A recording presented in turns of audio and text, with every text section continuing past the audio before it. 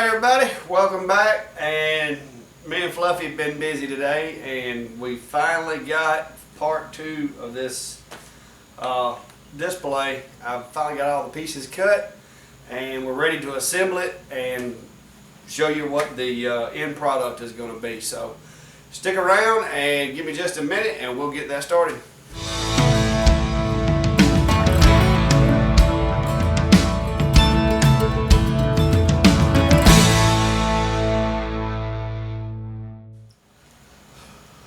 Alright guys, before anybody asks, I will put this on my Etsy shop for those of you that are interested. I've had a couple people messaging me after I did part 1 of the initial build for this, and I'll drop a link to part 1 in case you're watching this to try to figure out how to put one of these together. I'll put the first video up here so that you can find it, and that way if you want to do this thing in order, you can, and you don't have to skip around and try to go back. Because part 1 of the video, we basically built this part, which is the carousel part. I cut out all the pieces and I showed you how to put those together. So this is part 2. And in part 2, there's several pieces that you're going to have, and all this stuff is in the burn file. And I'm not going to be putting this out there as an SVG or anything like that. Well, hello, Callie. Now Callie wants to come help us and check things out. But so it's going to only be in a light burn file, and I've got a bunch of individual files that you'll find in there, and I've tried to put those into a workspace that's suitable for the D1. If you're using another laser, I apologize. You may have to do a little work. And I will tell you that this build does require you to have some woodworking tools. These are the only parts to this entire thing: the base, the dowel, and the metal plates that I put on here are the only pieces that aren't laser cut. Every other piece of this thing is cut from this is 4.7 millimeter plywood, but anywhere from 4.3 to 4.7 you should be good. I was a little concerned that the 4.7 was going to be too thick, and although it did make the locking rings absurdly tight, it worked. I don't have to worry about it going anywhere. It's a little more stable. So 4.5 was kind of where I designed this thing to work in the beginning, but like I said, I didn't have to change any of the measurements to make it work for 4.7. So once you get your base piece of wood, I recommend using something with a good wide foundation to keep this thing from tipping over, because it will get heavy. You start hanging keys on it and keychains on it and stuff. And in the burn file, I've tried to label all of the little pieces like this using the tool setting. So you'll see some text in there that's listed as a tool. It shouldn't burn to the image. If you want to delete that, you can delete it. If you want to remove it, remove it. But I did that so that I didn't have to answer 100 questions about which piece is what, because a lot of these pieces are inside of each other as they burn to try to minimize the scrap and minimize waste on your materials. So this piece right here is basically just a spacer that allows the top part to turn on the bottom part without the two pieces rubbing together. It just gives it a little bit of wiggle. I've got 2 of these. You may choose to put 2 of them in there, and I'm probably going to run 2 on this one just because. And these go down in size to try to give it a good solid foundation to contact with the bottom of the carousel. And then all you got to do with this part, once you get it put together, and these are a little snug, but it'll loosen up once you get it on there and you spin it a little bit. It'll loosen up. That just kind of helps keep it from trying to dance around when you're moving it.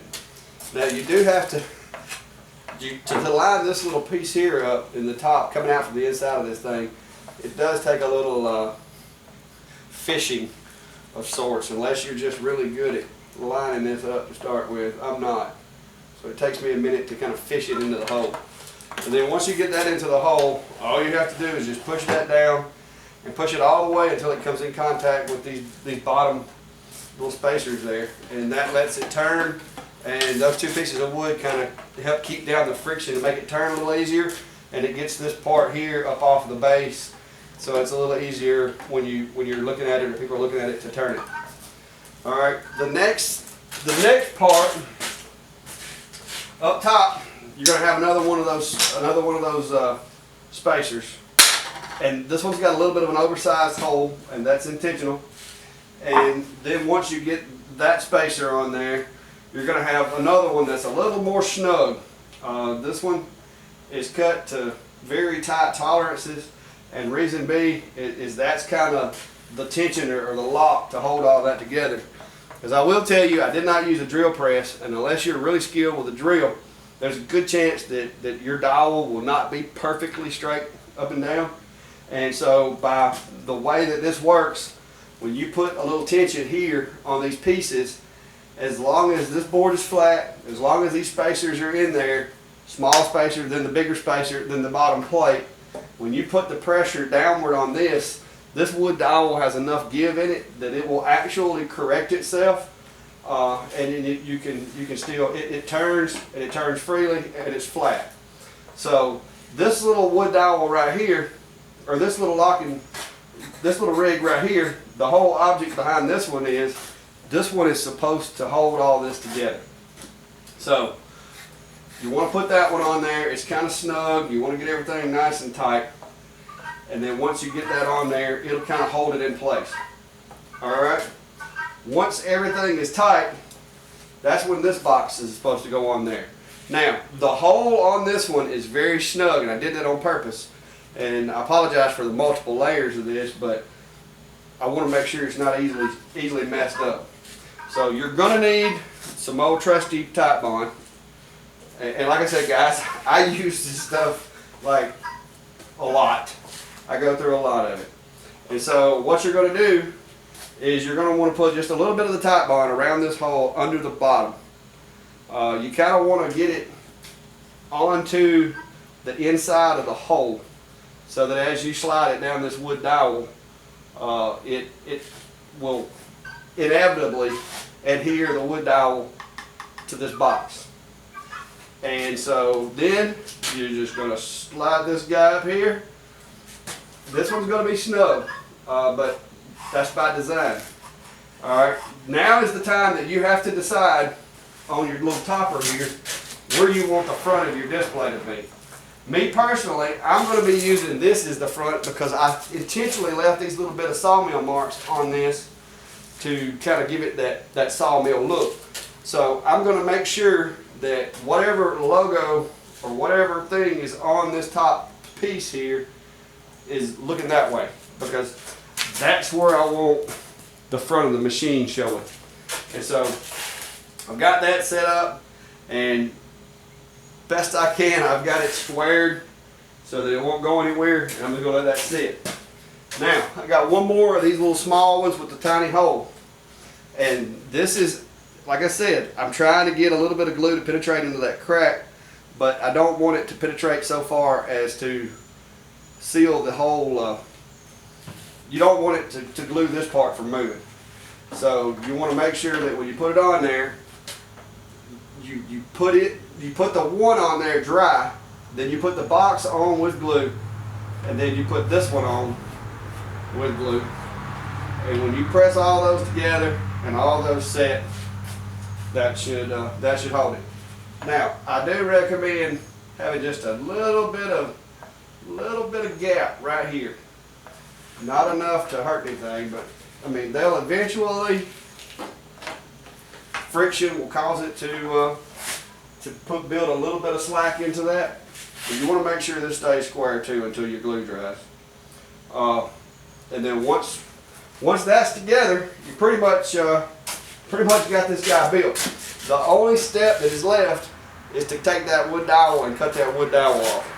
Now, there's a couple of ways you can do that. Of course, if you have a oscillating saw, that is the best course of action that I could recommend. Is just to take one of these little oscillating saws right here and try to get it to where it's even with the front.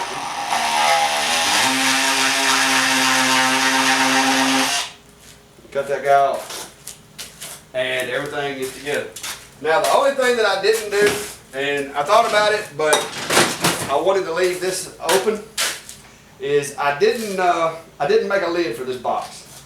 But the reason I left it open was I thought that maybe This actually could be used to store like extra items inside there. So the whole object of that little box was to be able to put things in. And so that's the reason I wound up not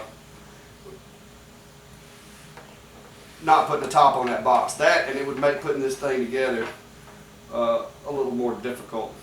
What I'm going to try to do is I want to build just a little bit of slack into this one. There we go. So I just kind of pulled that up just enough to give me a little slack so that it turns a little freer. But that's it. Once you get the carousel built, the rest of it goes together pretty easy. And I also took and went ahead and stained the bottom board. I stained this part and I stained everything. The only thing left to stain is this little piece where I just cut that wood dowel.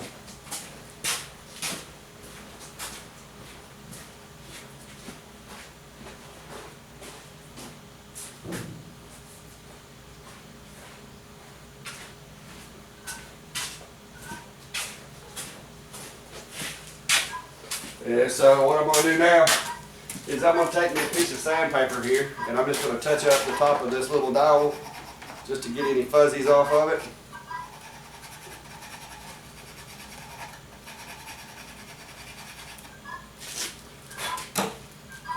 And I'm going to take my rag that I used to stain everything that is still soaked with stain, and I'm just going to put a little dab of stain on the top of that dowel so it's not shining white.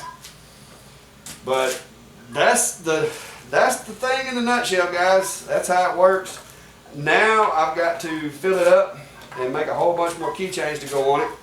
One thing that I will add though, for you guys that haven't noticed, is on the side of my box there, I've got the Clack QR code.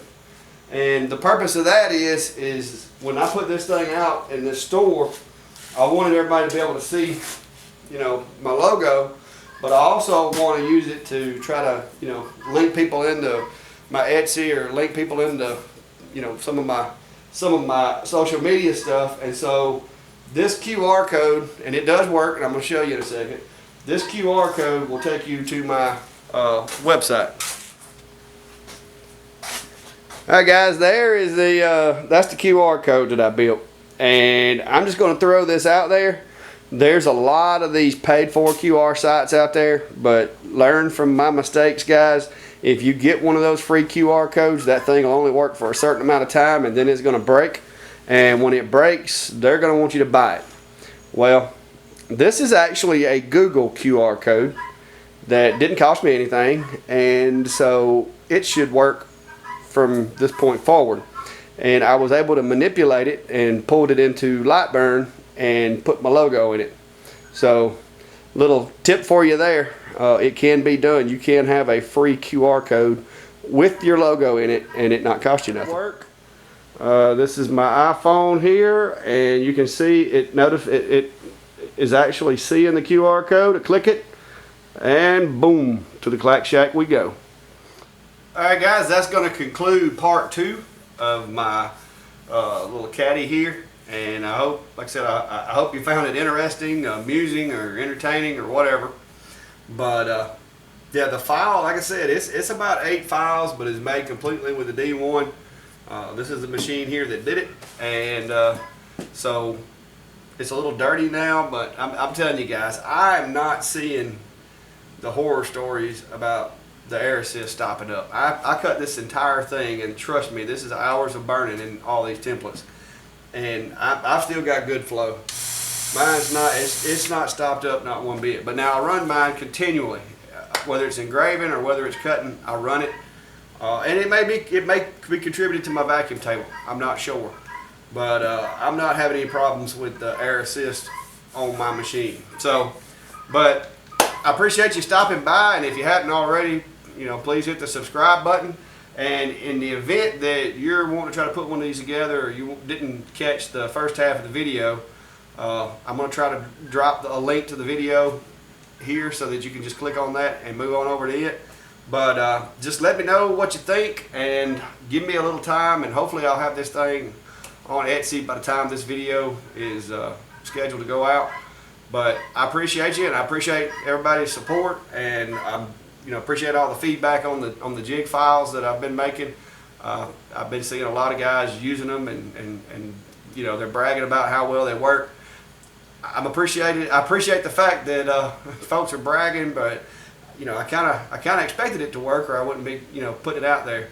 But I do appreciate the feedback, and like I said, y'all, it's getting a lot bigger. A lot more people are starting to watch the videos, and I appreciate that. And I'm trying to keep fresh content coming, but working a full-time job and then trying to keep my customers happy and making videos is a bit of a juggling act. So, but if you like what I'm doing, like I said, feel free to hit the subscribe button. And hopefully in the next few days, I'll get my mic in and we can do a video and test that. And I don't know if y'all hear it or not, but the guinea has came to visit along with all the cats. It's just a bit of a zoo here. So till next time, guys, have a good day.